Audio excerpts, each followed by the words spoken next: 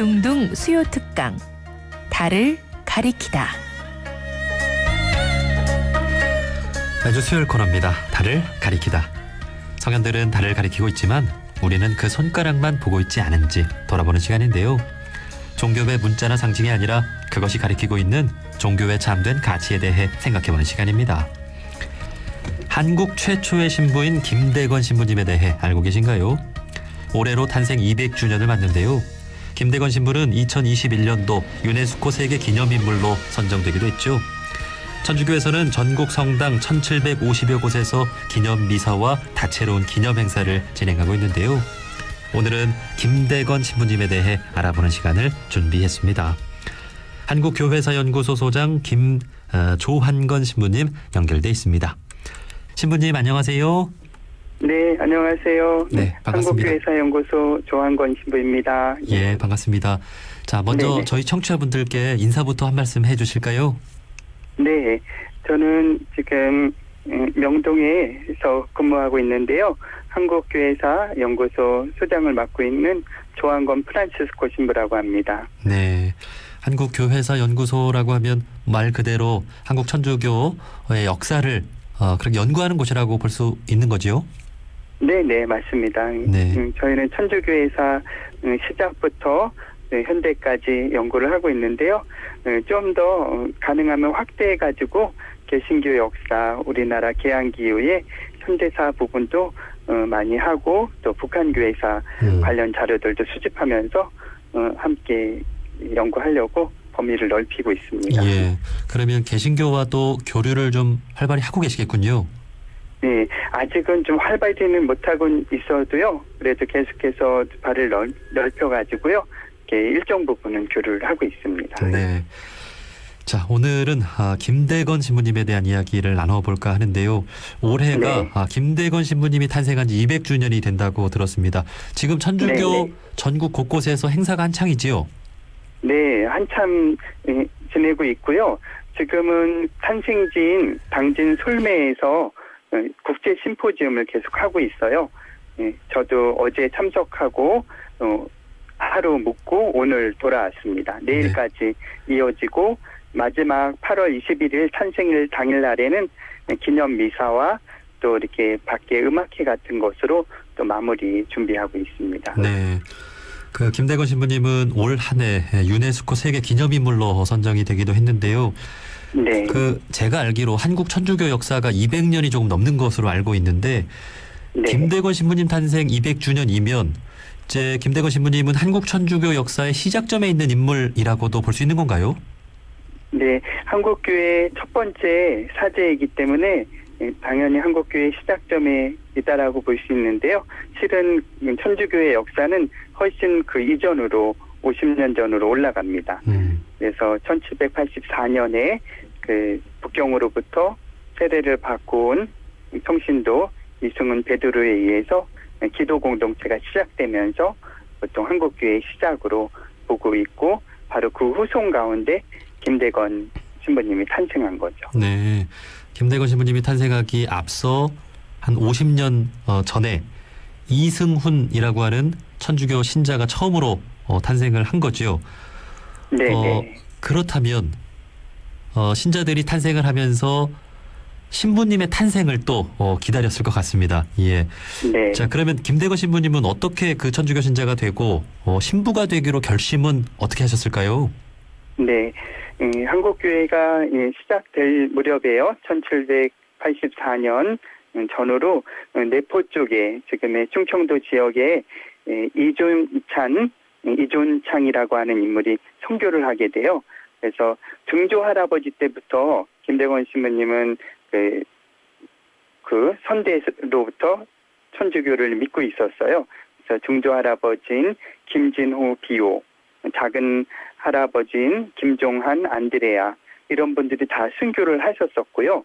아버지 김재준 이냐시오도 순교하시고 네 번째 사제가 되어서 순교하신 분이 김대건 신부님이에요. 그래서 자연스럽게 천주교 집안에서 배운 신앙을 가지고 또 사제가 되기로 결심을 했던 거죠. 네. 그 당시 우리나라에서는 사제가 될 수 없었잖아요. 네, 그러니까 네. 신학교가 있는 중국으로 건너간 거죠? 네네, 맞습니다. 모방 신부님이라고 파리 예방정교회에서 온 선교사 신부님은 국내에서 신학교육을 시키기가 어려워서 일단 중국으로 보내서 신학교육을 받도록 하셨어요. 근데 마카오의 극동 지역에 본부가 있었는데요. 거기서 임시신학교를 만들어서 3명의 신학생들을 15살, 16살 소년을 파견해서 이렇게 신학생 교육을 시켰고 그 가운데 김대건 신부님이 첫 번째로 사제 서품을 받고 천주교 신부가 됩니다. 네. 사실 다들 아시는 것처럼 당시에 천주교 신자가 된다는 것은 굉장히 위험한 일이었잖아요. 예. 당시에 이제 그럼요. 유교 질서를 좀 뒤흔드는 것으로 조선 정부에서는 인식을 하면서 많은 그 네. 천주교인들을 탄압을 했는데 신자를 넘어서서 사제가 된다라고 하는 건 더 위험한 일이었겠죠? 예, 물론이죠. 그래서 사실은 그 제목으로 군문 효수형이라고 하는 참수형으로 최고형으로 사형을 받은 것도 있고요. 당시에는 일단 서양과 우리가 교류를 하지 않았기 때문에 양이라고 서양 오랑캐라고 분류를 했고 그리고 서양에서 온 종교가 사교이고 사람들을 혼란시킨다라고 하는 그런 오해를 받으면서 유교 질서를 흔드는 그런 외래 종교로 생각을 했었던 거죠. 네. 그러나 이제 오늘날 우리는 이제 복음이나 성경이 잘 알려지면서 그것이 아니라는 걸 알게 됐지만 당시로서는 조선 입장에서는 사회 질서를 흔들려고 하는 그런 외국의 종교로 보고 있었던 거죠. 네. 아마 대표적인 사건이 그 조상의 위패를 불태운 그런 일로 네. 인해서 좀 오해를 샀던 것 같아요. 맞습니다. 우리가 좀 네, 맞습니다. 성숙하지 못해서. 네. 네. 자, 그렇게 김대건 신부님이 최초의 한국인 사제가 되고 한국으로 돌아와서는 어떤 활동을 좀 하십니까? 네, 김대원 신부님이 아쉽게도 13개월 정도 사제 생활을 하셨어요. 굉장히 짧은 기간이죠. 아하. 그래서 당신 어머니가 계신 은이라고 하는 지역의 교호촌, 산골 교호촌에서 이렇게 미사와 고해성사 이런 성사 활동을 하셨고요. 또 한양의 일부 지역에서도 그렇게 교리 교육도 하시고 고해성사를 주는 기록들이 나타납니다. 그리고 나머지 신가는 주로 서해 해로를 개척하면서 그 중국에서 온 배와 교류를 하면서 서양 선교사가 들어올 그 입국로를 개척하는 일을 주로 하셨어요. 네.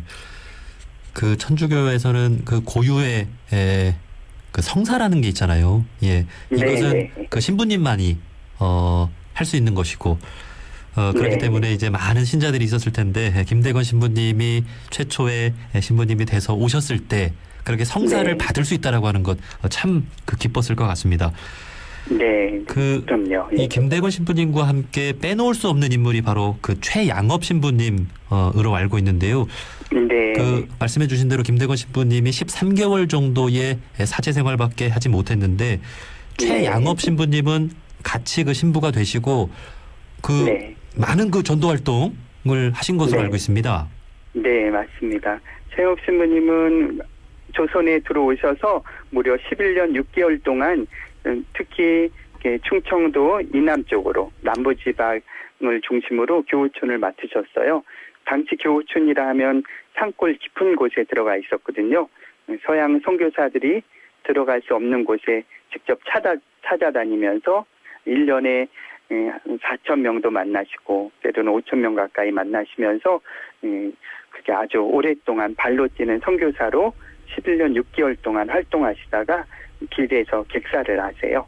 그래서 최양업 신부님은 정말 몸으로 선교하셨던 그런 분으로 우리가 기억해야 하는데 우리 두 번째 신부님이라 그런지 또 순교로 돌아가시지 않아서 그러신지 조금 우리가 덜 기억하는 경향이 있는데 이제 오늘날 다시 주목하면서 최양업 신부님도 함께 기억합니다. 동갑내길에서 올해 똑같이 탄생 200주년이세요. 아, 그렇군요. 예. 네네. 예. 아마 그 김대건 신부님과 최양업 신부님은 서로 좀 많이 의지가 됐을 것 같아요. 네, 실제로 많이 의지가 됐었는데 최영업 부제가 아직 서품을 받지 않았는데 김대건 동료가 먼저 서품 받고 순교했다는 소식을 듣고 너무나 마음이 아파하고 이제 천상 수호자로서 순교자로서 자신을 지원해주는 하늘의 군대라고 그렇게 표현을 쓰면서 김대건 신부님을 떠나보낼 수밖에 없었죠. 네, 네.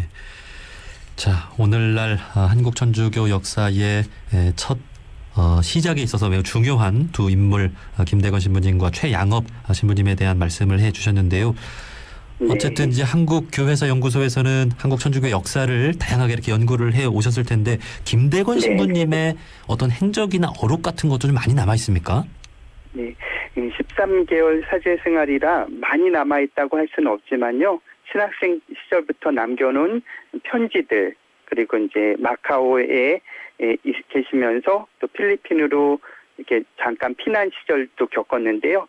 그때 적었던 어떤 시험지, 답안지, 라틴어 장문 이런 것들은 남아 있어요. 그리고 부재 시절 조선에 들어와서 해로를 개척하기 위해서 지도를 직접 그리세요. 조선 전도라고 하는 서해안이 제법 자세히 나타나고 울릉도 독도가 표시되어 있는 지도를 직접 그리십니다. 물론 조선에 나와 있는 지도를 베껴서 추가로 해서 그리신 걸로 추정되는데 그렇게 친필 서한과 조선전도 이런 자료들이 남아 있고요.